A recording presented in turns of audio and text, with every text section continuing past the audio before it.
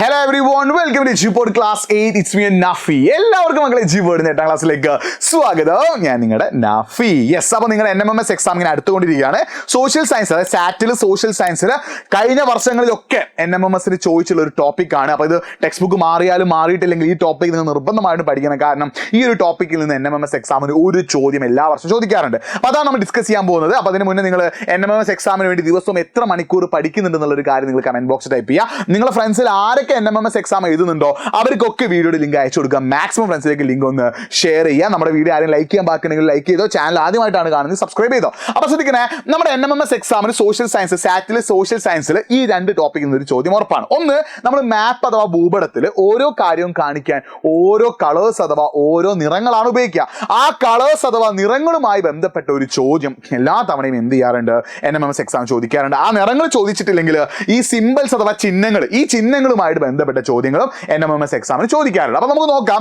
ഒന്ന് ശ്രദ്ധിച്ചോ, അതായത് ഗ്രീൻ അഥവാ പച്ച നിറം എന്തിനാടാ? നാച്ചുറൽ വെജിറ്റേഷൻ അഥവാ നൈസർഗിക സസ്യജാലങ്ങൾ, നമ്മളെ കാട് വിവിധ തരം കാടുകൾ ഉണ്ടല്ലോ, അതൊക്കെ കാണിക്കാൻ നമ്മൾ എന്ത് ഉപയോഗിക്കുക? ഗ്രീൻ അഥവാ പച്ച നിറം ഉപയോഗിക്കുക. അത് യെല്ലോ അഥവാ മഞ്ഞ നിറമാണ്. അഗ്രികൾച്ചർ ലാൻഡ് അഥവാ കൃഷിയിടങ്ങൾ, കൃഷി ചെയ്യുന്ന ഇടങ്ങളെ കാണിക്കാൻ നമ്മൾ ഉപയോഗിക്കുന്ന നിറം ഏതാണ്? യെല്ലോ ആണ്. അടുത്ത ഏതാണ്?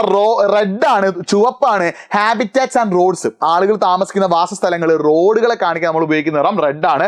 ബ്ലാക്ക് നമ്മൾ ഒരുപാട് കാര്യങ്ങൾക്ക് ഉപയോഗിക്കും. റെയിൽവേ ലൈൻസ് അല്ലേ, റെയിൽവേ പാത, ലാറ്റിറ്റ്യൂഡ് അഥവാ അക്ഷാംശങ്ങൾ, ലോഞ്ചിറ്റ്യൂഡ് അഥവാ രേഖാംശങ്ങൾ, ടെലിഫോൺ ബോഡീസിൽ, അതായത് എന്താണ് നമ്മുടെ ടെലിഫോണിന്റെ ബാക്കി തരത്തിലുള്ള ലൈനുകളൊക്കെ കാണിക്കാൻ ഉപയോഗിക്കും. അടുത്ത ബ്ലൂ അഥവാ നീല നിറമാണ്. നീല നിറം എന്തിനാ കാണിക്കുക? വാട്ടർ ബോഡീസ് അഥവാ ജലാശയം കേട്ടോ. വാട്ടർ ബോഡീസ് അഥവാ ജലാശയം കാണിക്കാൻ ഉപയോഗിക്കുന്ന നിറമാണ് ഏത് നിറം? ബ്ലൂ അഥവാ നീല.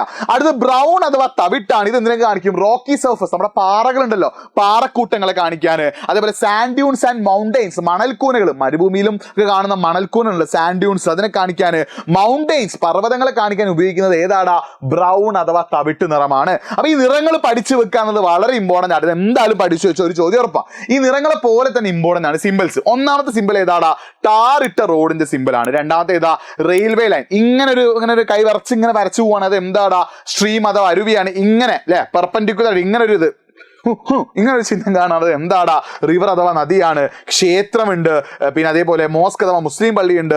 ഹാബിറ്റാറ്റ്സ് അഥവാ പാർപ്പിടങ്ങൾ. PO എന്ന് ഇതിന്റെ പോസ്റ്റ് ഓഫീസ് ആണ്. PS ആണെങ്കിൽ എന്താണ്? പോലീസ് സ്റ്റേഷൻ ആട്ടോ. അടുത്തത് ഇങ്ങനെ ഡാർക്ക് ബ്ലൂ കളർ ചെറിയ സർക്കിൾ അഥവാ വട്ടം എന്താണ്? വെൽ അഥവാ കിണറാണ്. അതേപോലെ PS പോലീസ് സ്റ്റേഷൻ നമ്മൾ പറഞ്ഞു ഫോർട്ട്, കോട്ട. ഇത് നോക്കി വെക്കണേ, ഒരു തവണ NMMS എക്സാമിന് ചോദിച്ചത് ഫോർട്ടാണ്. അപ്പൊ ഫോർട്ട് അഥവാ കോട്ടയുടെ ചിഹ്നമാണ് ഈ കാണുന്നത്. തീർന്നിട്ടില്ല. ബ്രിഡ്ജ് അഥവാ പാലമുണ്ട്. പോണ്ട് അഥവാ കുളമുണ്ട്. ട്യൂബ്വെൽ അഥവാ കുയൽക്കിണറുണ്ട്. അടുത്ത സെമിത്തേരി അഥവാ ശ്മശാനമുണ്ട്. പിന്നെ ക്രിസ്ത്യൻ പള്ളിയുണ്ട് കേട്ടോ. ഇത്രയുമാണ് എന്ത് നിങ്ങൾ നിർബന്ധമായിട്ട് പഠിക്കേണ്ട ചിഹ്നങ്ങൾ. ഈ ചിഹ്നങ്ങൾ നിങ്ങൾ എന്ത് ചെയ്തോ? ഒന്ന് ഓർത്ത് വെച്ചോട്ടെ. ഈ ചിഹ്നങ്ങൾ വളരെ വളരെ ഇമ്പോർട്ടന്റ് ആണ്. ചിഹ്നങ്ങളിൽ നിന്നും അതേപോലെ നിറങ്ങളിൽ നിന്നും ചോദിക്കും. അപ്പൊ ഈ ചിഹ്നങ്ങൾ പഠിച്ചു വെക്കുക, അതേപോലെ തന്നെ ഈ നിറങ്ങളും എന്ത് ചെയ്യുക? നിങ്ങൾ പഠിച്ചു വെക്കുക. ഇനി ഇതുമായി ബന്ധപ്പെട്ട് NMMS എക്സാമിന് ചോദിക്കാൻ ചാൻസ് ഉള്ള ക്വസ്റ്റ്യൻ കമന്റ് ബോക്സിൽ ആൻസർ ടൈപ്പ് ചെയ്യണേ. Which colour is commonly used to represent water bodies on a map? ഭൂപടത്തിൽ ജലാശയത്തെ പ്രതിനിധീകരിക്കാൻ ഏത് നിറമാണ് സാധാരണയായിട്ട് ഉപയോഗിക്കുന്നത്? അറിയുന്നവരുണ്ടെങ്കിൽ ആൻസർ കമന്റ് ബോക്സിൽ ടൈപ്പ് ചെയ്തോ. യെസ്, ഏതാടാ?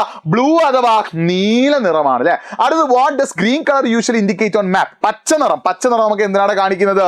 എന്താടാ? ഫോറസ്റ്റ് ആൻഡ് വെജിറ്റേഷൻ അഥവാ വനങ്ങളും സസ്യങ്ങളും ആട്ടോ. അപ്പൊ കമന്റ് ബോക്സ് നിങ്ങൾ ആൻസർ ടൈപ്പ് ചെയ്തോ. ഞാൻ നോക്കൂട്ടോ, നമ്മുടെ വീഡിയോയുടെ ശേഷം ഞാൻ എന്ത് ചെയ്യും നോക്കും. അടുത്തേതാടാ? Which colour is often use to show mountains and high എലവേഷൻസ്?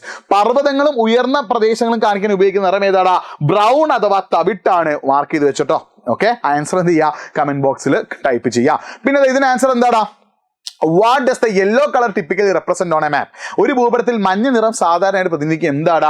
Agriculture land or planes, അല്ലെങ്കിൽ കൃഷിയിടങ്ങൾ, അല്ലെങ്കിൽ സമതല പ്രദേശങ്ങളാണ്. അപ്പൊ ഇതേപോലെയുള്ള നിറങ്ങളുമായിട്ട് ബന്ധപ്പെട്ട ചോദ്യങ്ങളോ അല്ലെങ്കിൽ ചിഹ്നങ്ങളുമായി ബന്ധപ്പെട്ട ചോദ്യങ്ങളോ നിങ്ങൾ NMMS എക്സാമിന് ചോദിച്ചേക്കാം. നിർബന്ധമായിട്ടും പഠിച്ചിരിക്കണം. ഇത് പഠിക്കാതെ നിങ്ങൾ എന്ത് ചെയ്യരുത്?